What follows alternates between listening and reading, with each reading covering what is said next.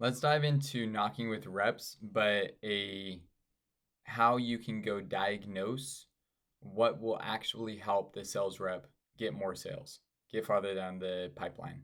And so, if you haven't watched the other videos on the process and the purpose of knocking with reps, watch those ones first. This builds on those things. So, there's a couple things that I do.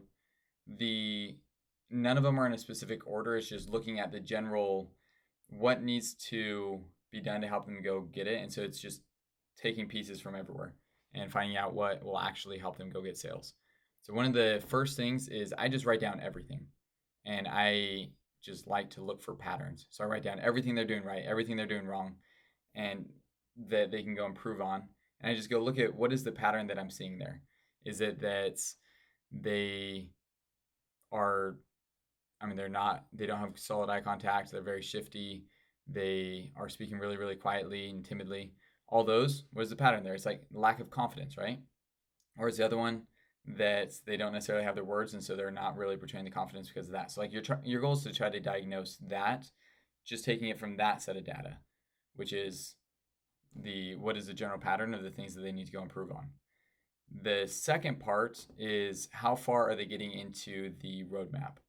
So the truth is, if somebody has their words down and they are getting through 7 objections after price with the foundation of obviously like they are working the schedule, they are running their area efficiently, then there is no reason for them to be bageling every single day. It just doesn't happen. Like if they're going through 7 objections after price with 50 people a day, then they should be getting sales. And that doesn't mean that they won't bagel every now and then, but if they're bageling all day, every day, then there's a problem, right? And it usually goes down to those two things. And so that's what you're trying to go do is, okay, how can I help you go get farther down the roadmap so you can start getting sales, right?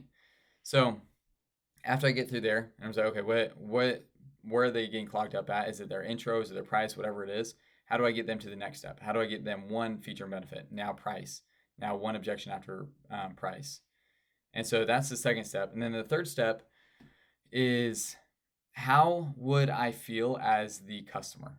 I'm stepping into their shoes. How would I feel as the customer if I was being pitched by this sales rep?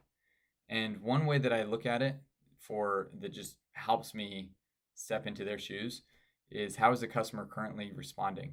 Because in reality, the customer will usually mirror what the sales rep is doing. So you'll notice on a day that you are being grumpy, then everybody in that area is grumpy, right? Which is interesting. And then something happens, like you're happy and like you're good.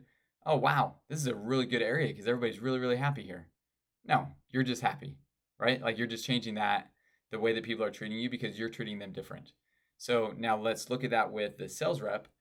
If a customer is responding as though it's very transactional and that the sales rep isn't a person, then how do you think the customer feels?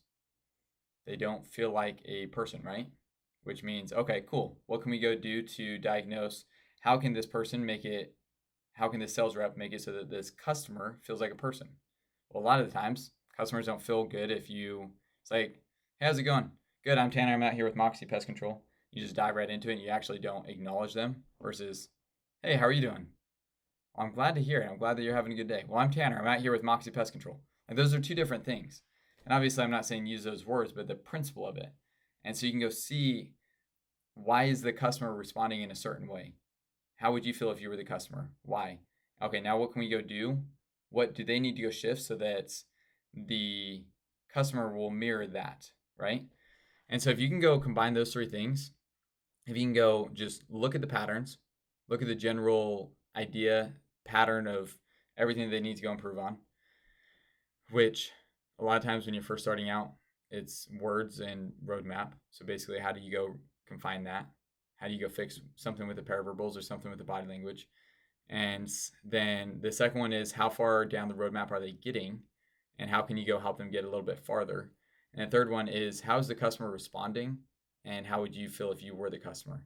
If you can go take just data from all those things, that will help you out significantly.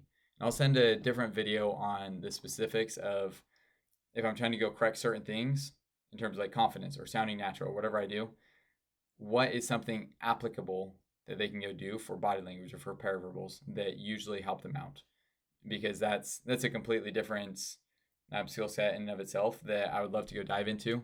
Because at the end of it, your whole goal is give them something applicable that gives them confidence in themselves, give them something that they can actually go achieve pretty quickly. Because if you just give them something that's ridiculously hard to go do, then it's not going to be helpful, and it's the opposite. It's discouraging. So hopefully this is helpful for you guys. Goal is to diagnose correctly. Otherwise, whatever feedback you give them is pointless, right?